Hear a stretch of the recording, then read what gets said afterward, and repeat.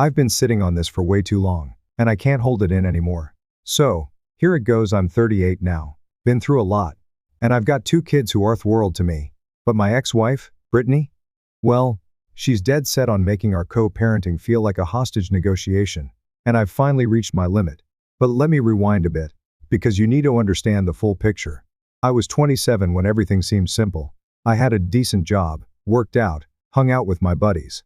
Life was easy, nothing to complain about. And then, one day, my buddy Phil threw this BBQ. And that's where I met Brittany. I still remember her across the yard, laughing at something looking like she'd just walked off a magazine cover. So, I made a dumb joke about the burgers being extra crispy. And to my surprise, she laughed. She didn't just smile, she really laughed. That felt like a good start. Fast forward 8 months later, we're married. Yeah, I know looking back, hindsight is 20/20ths. The first couple of years weren't horrible. Not amazing, but not disastrous either. Then she got pregnant with our son, Declan. And that's when everything shifted. I was over the moon. Holding him for the first time felt unreal. He had my eyes, her nose, and I just stood there, frozen, holding him like I was scared to blink. That was one of the happiest moments of my life. Even though the next few weeks were a blur of late nights, early mornings, and endless diaper changes. I'd work long shifts, come home, and pull night shifts too so she could get some sleep. There was one night Declan wouldn't stop crying, so I walked around the living room for hours, singing every song I could remember. He finally passed out on my chest, and I just froze, not wanting to wake him, not wanting to move. I didn't care that I had to work in the morning. I was where I was supposed to be. But after those first few weeks, things started to change. Brittany started pulling away. She became distant. I'd come home from working overtime, and she'd barely look up from her phone. "The kid's been fussy all day," she'd say. "You're just now walking in. Must be nice to escape." I stood there, exhausted, wondering where things had gone wrong. I kept trying. I made breakfast before work, took over the night shifts with Declan, even planned date nights. Nothing worked. There was this one night, maybe 3 months after Declan was born, when I planned a surprise for her. I got my mom to watch the baby. Made reservations at the restaurant where we had our first date. Even bought her a necklace she had wanted before she got pregnant.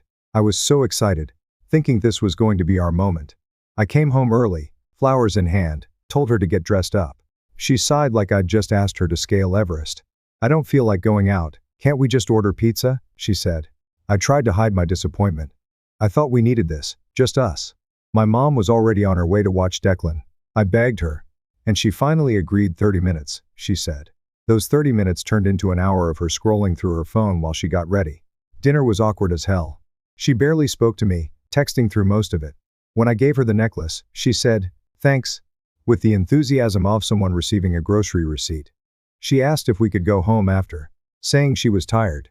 I remember driving home in silence, the necklace box burning a hole in my pocket, wondering if this was a phase or if my marriage was already over. Then, out of nowhere, she got pregnant again. Zara came along when Declan was just turning 1. That's when things really started to go downhill. Brittany was texting constantly, but if I walked into the room, she'd flip the phone over. Classic sketchy behavior. I'd ask who she was talking to, and she'd get defensive. "What? I'm not allowed to have friends now? You're so controlling." It didn't sit right with me. I started to notice all the signs: her taking her phone to the bathroom, stepping outside for air during dinner, everything pointing to emotional cheating. Then one night, I saw a message pop up on her phone while she was in the shower. It was from some guy named Jason at work. "I miss talking to you too," he wrote. I didn't confront her right away, just kept my eyes open. But it got worse. She was pulling away more and more, cold as ice. Finally, after Zara was born, I confronted her. "Something's off. We don't talk anymore. We don't connect. Feels like we're just roommates now." She didn't even blink. "I'm tired. I pushed out 2 of your kids in 2 years. Sorry, I'm not in the mood to play happy wife." I stared at her, numb. "This isn't about playing anything," I said. "It's about basic respect." She snapped. "Maybe you should have thought about that before getting me pregnant again." I just stared at her.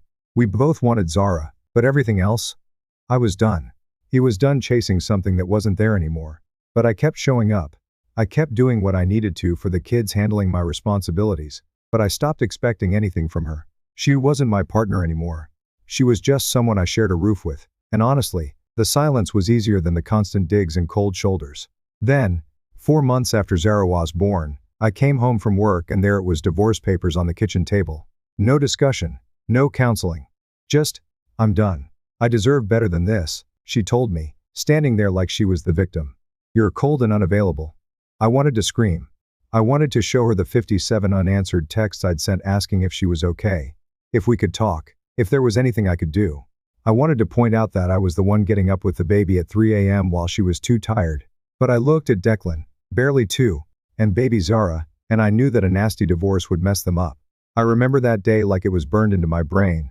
I was in the kitchen, holding those divorce papers, and it was silent. Too silent. Declan was on the floor, building something with his blocks. Zara was knocked out in her swing. I just stood there, staring at the end of the life I thought I was building. But honestly, I was already out emotionally. I had been for a while. I looked at her and asked, "So, is there someone else, Jason?" She didn't flinch.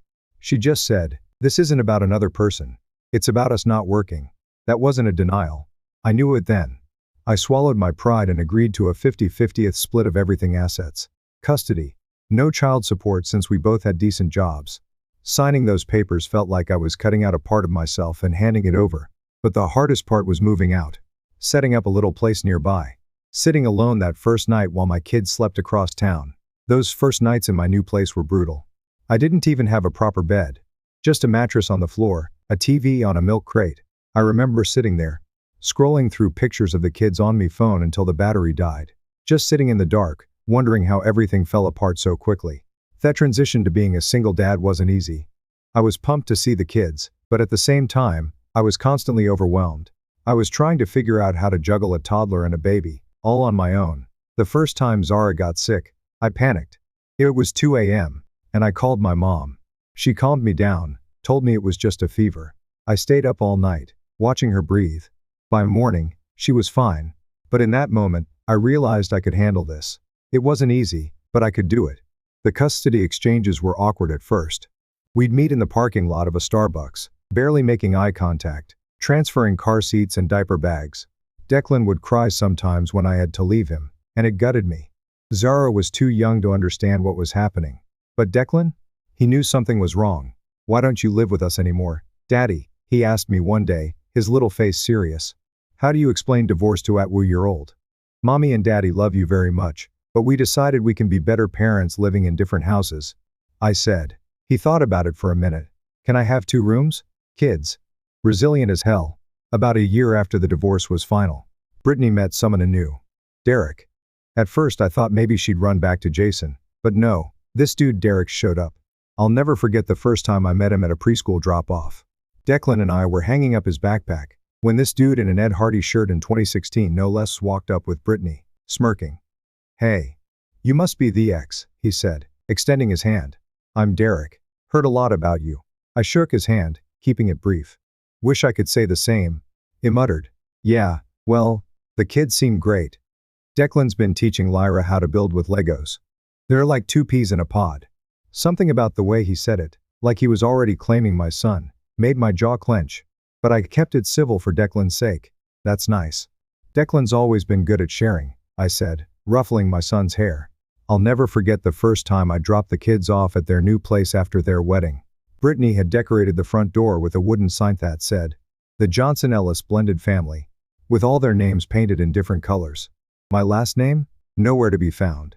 Not even a little nod to the fact that it's still my kid's last name, too. But I didn't say anything. Just another battle not worth fighting. The real punch in the gut came when Declan came home one weekend and casually mentioned, "Daddy, Derek said he's going to teach me to ride a bike." I nearly choked on my pizza. "Who's Daddy Derek?" I asked. "Mom's husband," he said, like I was the idiot for asking. He said I can call him Daddy Derek because he's like my other dad now. I had to step outside to collect myself. When I came back, I tried to keep my voice light. "You know, bud, you already have a dad." "Me. It might be less confusing if you just called him Derek." Declan shrugged. "Mom said I have to call him Daddy Derek because it's respectful." That night, I texted Brittany. "Can we talk about this Daddy Derek thing? I'm not comfortable with it." Her response came an hour later. "It was Declan's idea. Don't make this a big deal." I knew that was bull, but what could I do? Force my kid to call this guy something else? That just confused him more. So, I bit my tongue again. Meanwhile, I was busting my ass to make sure my kids had everything they needed at my place. I got promoted twice at work, saved like crazy, and eventually bought a modest house in a good school district. My whole life was about giving Declan and Zara stability and opportunities. Derek, though, that guy started with the passive-aggressive comments. Every time we ran into each other at a school event, he'd throw in jabs. At a parent-teacher night, for example, I was standing by Declan's science fair project. He had built this insane robot arm that could pick up marbles when Derek sidled up next to me. "Hey, man, how's that new car? Must be nice having all that disposable income when you're only responsible for 2 kids." I was driving a 5-year-old Honda that I'd bought used, but okay. "It gets me from A to B," I said, trying to keep it civil. "Some of us understand what sacrifice means for a blended family." He added, gesturing to his designer watch, "something that definitely cost more than my car payment." I just walked away. These little interactions happened constantly, but I kept my cool for the kids. Then there was this field trip where I volunteered as a chaperone. Derek did too. 6 straight hours of him talking loudly about the vacation they were planning to Hawaii, the new gaming system he bought all the kids, and how challenging but rewarding it is to raise 4 children. He kept referring to Declan and Zara as our kids when talking to other parents. It made me blood boil. During lunch, he sat across from me while the kids were playing. "You know, the kids really struggle with the back and forth," has Ed, unwrapping his fancy organic sandwich. "Brittany and I have been thinking it might be better for them to have one stable home base and just visit you on weekends." I nearly choked on my water. "Excuse me." He raised his hands, shrugging. "Just thinking about what's best for the kids, man. No offense, but my custody arrangement isn't up for discussion. Especially not with you," I said, keeping my voice low so the kids wouldn't hear. He shrugged, like he wasn't even fazed. "Brittany says you've always put the kids first, so I figured you'd want to know they're struggling." It took everything in me not to flip the table. Instead, I just got up and went to hang out with my kids, who seemed pretty far from struggling as they laughed and played on the jungle gym. But it didn't stop there. Brittany started expecting me to treat all her kids like my own. It started with her asking me to bring birthday presents for Derek's daughter when I came to pick up my kids. "Don't you think it's rude to show up with gifts just for Declan and Zara when Lyra's standing right there?" she'd say, like I was some monster for not buying a present for a kid who wasn't mine. Then it escalated to her suggesting I take Lyra on outings when I had my weekend with my kids. "It's confusing for the kids when you only take 2 of them," she'd insist. I tried to be diplomatic at first. "I'm glad they're close, but my time with Declan and Zara is limited, and I want to focus on them." That didn't fly. "Wow, way to make a little girl feel excluded. Real mature," she'd snap. This guilt tripping went on for years. I kept my boundaries firm, but I was still painted as the villain. Meanwhile, when I picked up my kids, they'd talk about how Dad Derek bought them all tickets to Disney, or how they went on a ski trip as a real family. One weekend, Declan was unusually quiet during our drive home.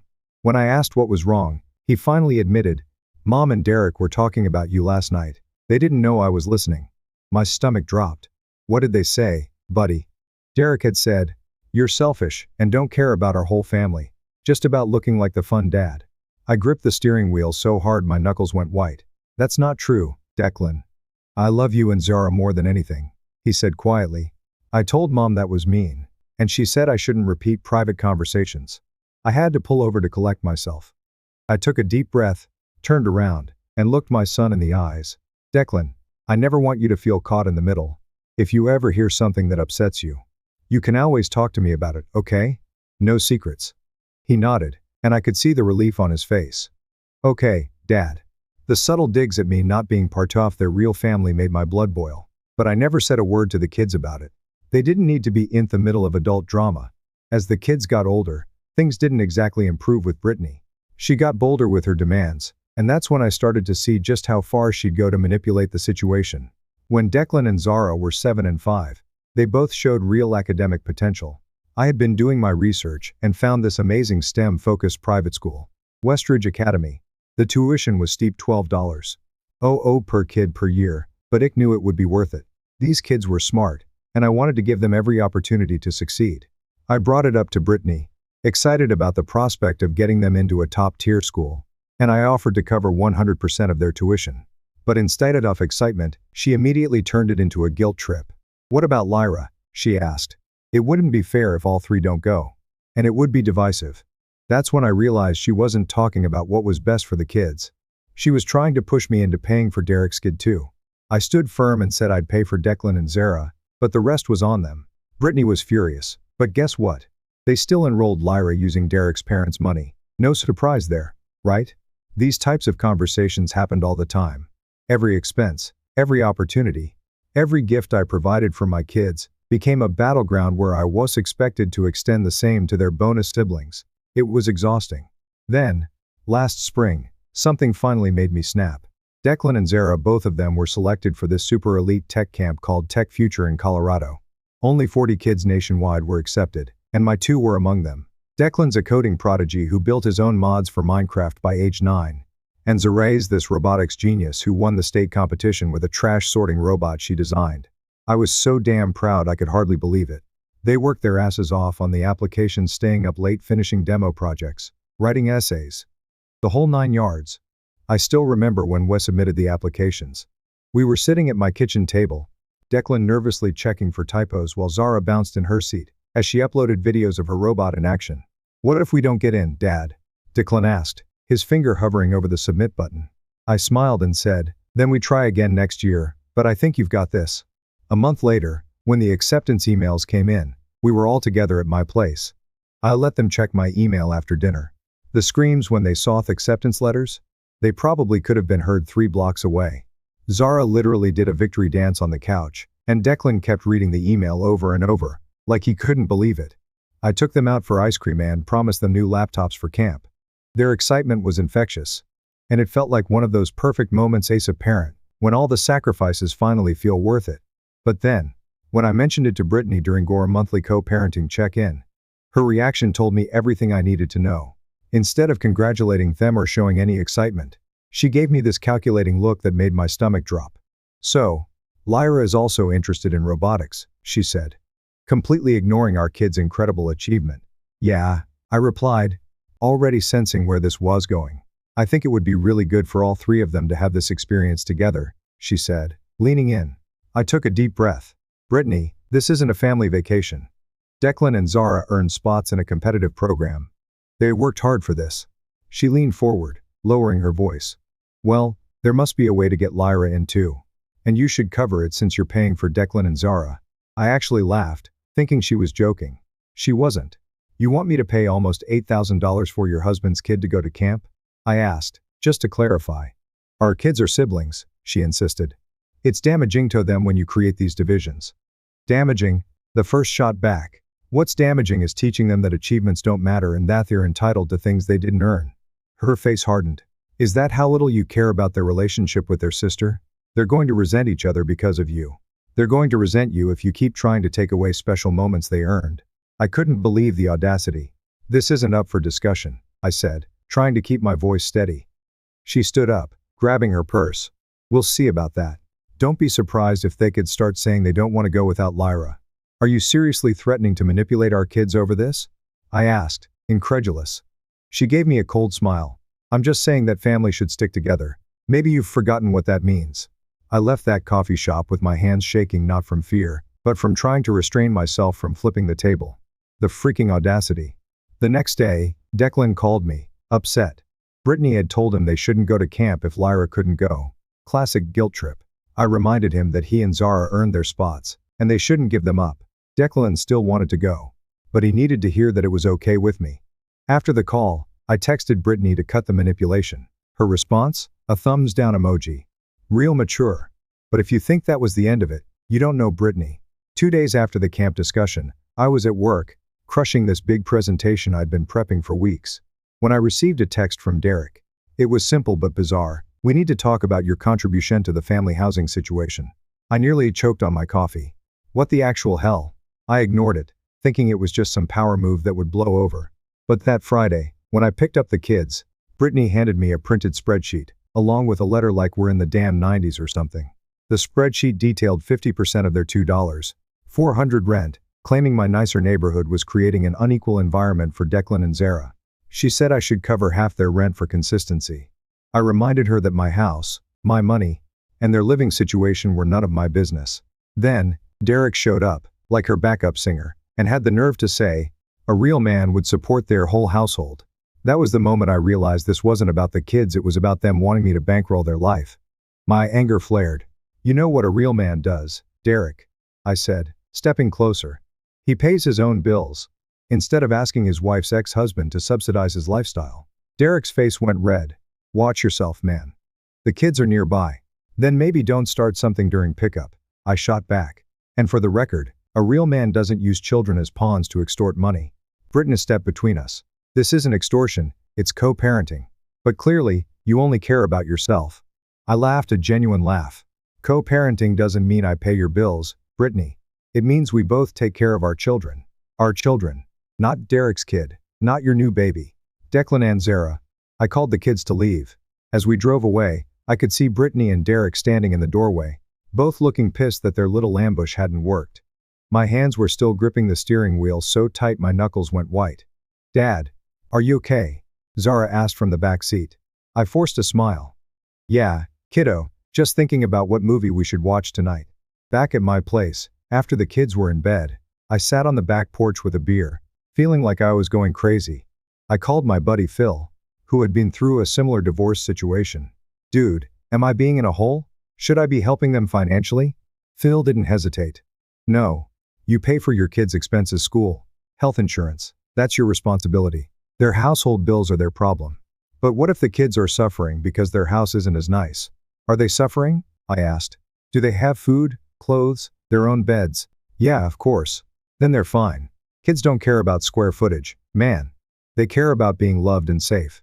Don't let them gaslight you. He was right. But the guilt trips were constant, relentless. Sometimes, I questioned my own sanity. Was I being selfish? Was I hurting my kids by not playing along with this one big happy family fantasy? I stayed up late that night, reminding myself that having boundaries didn't make me a bad father. Little did I know, this was just the warm-up for what came next. A week after the rent stunt, I showed up for what I thought was just a normal parent-teacher meeting, coffee in hand, ready to hear how my kids were doing. Instead, I walked right into an ambush. Brittany, Derek, and the counselor were all sitting there with serious faces, like I was about to get interrogated. Turns out, Brittany had turned it into a surprise intervention. She claimed my inconsistent parenting was emotionally harming the kids. Why? Because I only take me own kids on outings, won't pay for Lyra, and live in a nicer house. Basically, I was being accused of not funding their fantasy of own big happy unit. I sat there, in disbelief, as Derek whipped out his phone and started showing photos from their family vacation to San Diego. He said, see how happy all 4 kids are together. But when he takes just Declan and Zara, it creates this artificial separation. My face was hot with anger, but I forced myself to stay calm. Every instinct was screaming at me to walk out. But I stayed seated. Brittany jumped in with fake tears, acting like she was on stage. Declan came home crying because he felt guilty. Lyra couldn't go to camp, she said, which was total fiction. Declan had been bouncing off the walls about going to camp for weeks. Then Derek piled on, saying, Zara's been acting out because I treat her differently from her siblings. That was it. The same guy who barely knows her schedule suddenly thought he had insight into her emotions. That's when I cut through the noise. Zara doesn't have siblings at my house. She has a brother, Declan. That's not confusing. That's the arrangement we agreed to when we signed the divorce papers. Brittany shot back. You refuse to acknowledge their blended family reality. It didn't miss a beat. Their reality is 2 households. That's what they wanted. That's what we live. Then, Derek leaned forward, smirking. You're just threatened because they have a complete family with us. But punishing the kids because of your insecurity isn't fair. I locked eyes with him. A complete family? You mean the one where you tell my son he's stuck with him? The one where my daughter gets guilt-tripped for being accepted into a program she earned on her own? That's your definition of complete? Brittany gasped like I just insulted her bloodline, but I shut it down fast. Save it. I've seen the messages. I've heard it from the kids. This isn't about emotional health. It's about you trying to control the narrative and my bank account. They kept circling the same script playing victim, painting me as the villain because I wouldn't go along with their fantasy of one big happy unit. But when that didn't work, that's when Brittany dropped the mask completely. If you can't see how your behavior is harmful, she said, we might need to revisit the custody arrangement. We're prepared to file for primary custody on grounds of emotional neglect. The room went silent. I felt like I'd been dunked in ice water. They were threatening to take my kids away because I wouldn't pay for their stepdaughter's summer camp? Because I wouldn't subsidize their rent. I looked at Brittany, calm but furious, and said, let me be crystal clear. I have never and will never neglect my children. I've provided them with every opportunity within my power. I've been there for every important moment of their lives. If you're suggesting otherwise, you'd better have evidence beyond the fact that I won't pay for Derek's kids' summer camp." Brittany smirked. "We have plenty of documentation about your unwillingness to support a healthy blended family environment. The courts take that very seriously these days." Something inside me snapped, not in a rage way, but in a crystal clear clarity way. I had been playing defense for years, trying to keep the peace, biting my tongue. And for what? So they could try to take my kids away? I stood up, calmly collected my things, and looked Brittany dead in the eyes. "We're done here. Any further communication about custody can go through my attorney." I walked out of that meeting, my heart hammering in my chest. I sat in my car for a minute, hands shaking not from fear but from relief. Relief because, finally, the gloves were off. No more gray areas. No more benefit off the doubt. They had crossed the line. I wasn't going to let them manipulate me anymore. I made 2 calls from the parking lot, one to the best family law attorney in the city, and the other to my buddy Phil, who works in digital forensics. 4th next month, I went full stealth mode. On the surface, nothing changed. I kept the same custody schedule, stayed civil during pickups and drop-offs, and didn't engage with any of Brittany's baiting texts. I smiled, nodded, and acted like everything was fine. But behind the scenes, I was building a freaking fortress. Phil recovered all the deleted texts between Brittany and Meg going back 3 years. Every manipulative message, every demand, every threat. I gathered financial records showing everything I had paid for the kids since the divorce, school tuition, medical bills, extracurriculars, everything. I recorded every pickup and drop-off conversation. It was legal in my state with single-party consent. I even recorded a conversation during a pickup where Derek said, "Your dad just doesn't understand how families work." And Brittany added, "Maybe if we ask Santa, he'll convince your dad to stop being so selfish about the camp." My lawyer took one look at the stack of evidence I handed over and got to work, like she had been waiting for this moment. No hesitation. No questions. Just straight to work. I didn't need a pep talk. I could tell by the way she moved that this case was solid, and they were about to find out exactly how badly they miscalculated. There were nights I stayed up after the kids went to bed, organizing everything, writing down every detail I could remember from past conversations.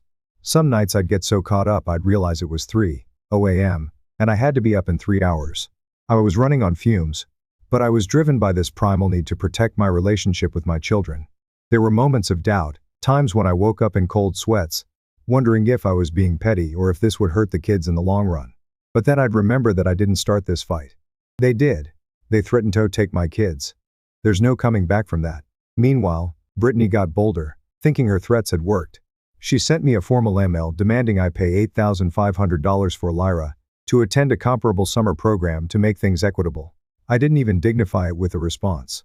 Then, she started CCing her sister and mother on emails about the kids, creating this echo chamber where they'd all reply all about how terrible a father I was for not supporting the whole family. My favorite? Her mom's email. A real father figure would want all the children to have the same opportunities. Shame on you. I forwarded everything to the lawyer without comment. The real turning point came when Declan texted me late one night, "Dad, can I come over tomorrow instead of Friday? Mom and Derek are fighting again about money. Derek said you should man up and help them, since they're stuck with your kids half the time." Reading those words felt like taking a baseball bat to the chest. Stuck with my kids? I screenshot that text, even though using my son's message as evidence broke my heart. The next day, when I picked up Declan early, he told me, "Derek said I had a nicer house because I don't support a real family, and that I made Lyra cry because I didn't pay for her camp. Does that stuff bother you?" I asked. He nodded. "Makes me feel like we're a problem." I gripped the steering wheel. "But you know we're not, right? We're not a problem. It's them. Not us." That was it. The final straw. I filed for 70/30ths custody with strict communication boundaries, and all contact going through a court-monitored app. When they got served, my phone blew up calls, texts, even her mom chiming in. I didn't respond to any of it. 2 days later, Brittany cornered me. "Is this about the camp?" she asked. "No," I said flatly. "This is about you and Derek weaponizing our kids, because I wouldn't fund your life." She stammered some weak denial. I shut her down fast. Save it, fourth judge. From now on, talk to my lawyer or use the app. A week later, Derek tried to confront me in the school parking lot, throwing out the usual jabs about lawyers and calling me selfish. I didn't even look at him, just nodded toward the dash cam I'd installed in my car. That shut him up fast. He walked away without another word. The weeks leading up to the hearing were tense. Brittany started love bombing the kids, buying them gifts out of nowhere, taking them to amusement parks on school nights, letting them stay up way past bedtime. Classic alienation tactics. I documented everything but didn't say a word to the kids about it. Meanwhile, I just kept our routine stable homework first, then fun. Regular bedtimes. Home-cooked meals. The boring, consistent parenting that kids actually need. My lawyer prepared me for what to expect. They're going to paint you as controlling and jealous of their happy family. Don't take the bait. Let the evidence speak for itself. 6 weeks later, in court, the evidence spoke for itself. Texts, financial demands, recordings, even the kids' own words about being pressured. Brittany's lawyer looked rattled. The judge wasn't impressed with the excuses either, especially after reading the message where Derek called my kids a burden. Their attempt to paint me as uncooperative backfired hard. The judge shut it down and made it clear I had no obligation to support kids that weren't mine. He called their threats a clear case of manipulation. In the end, I got 70/30 custody, strict communication rules, and official confirmation that I owed nothing for their so-called blended family bonus. They had to cover all my legal fees, every cent of the $14,380. Walking out of that courtroom, I didn't feel like I'd won. I felt like I'd finally stopped letting them write the rules. After the court dust settled, I bought a house closer to the STEM Academy, modest, efficient, and fully ours.